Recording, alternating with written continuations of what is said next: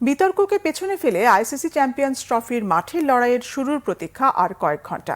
নিরাপত্তা ইস্যুর ধোয়া তুলে আয়োজন নিয়ে বিতর্ক, ভারতের জার্সিতে স্বাগতিক পাকিস্তানের নাম না রাখার চেষ্টা, পাকিস্তানে কোনো ভেন্যুতে ভারতের পতাকা না রাখা, ভারত পাকিস্তানের রাজনৈতিক বিরোধ ক্রিকেট মাঠে কতটা প্রভাব রাখছে 2025 চ্যাম্পিয়ন্স ট্রফি যেন তার এক মূর্ত প্রতীক। আইসিসির কোনো ইভেন্টে এত বিতর্ক, এত প্রতিবন্ধকতা নিয়ে কোনো টুর্নামেন্ট আয়োজনের ইতিহাস আর নেই।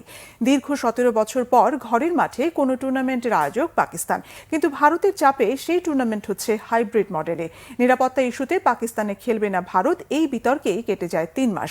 শেষ পর্যন্ত ভারতের প্রস্তাবিত হাইব্রিড মডেলে 3 মাস অচলাবস্থার পর টুর্নামেন্টের আয়োজনের বিষয়টি নিশ্চিত হয়।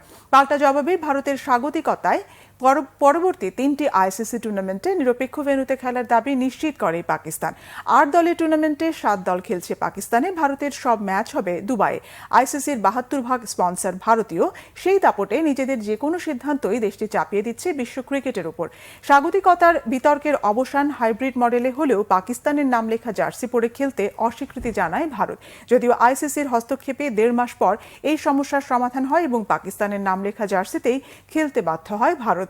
শেষ বিতর্কে টুর্নামেন্টের নির্ধারিত ক্যাপ্টেন্স ডেতে 7 দেশের অধিনায়ক উপস্থিত থাকলেও সেখানে থাকেননি রোহিত শর্মা। তবে এর পাল্টা জবাব পাকিস্তান দিয়েছে কোনো ভেন্যুতেই ভারতের পতাকা না রেখে।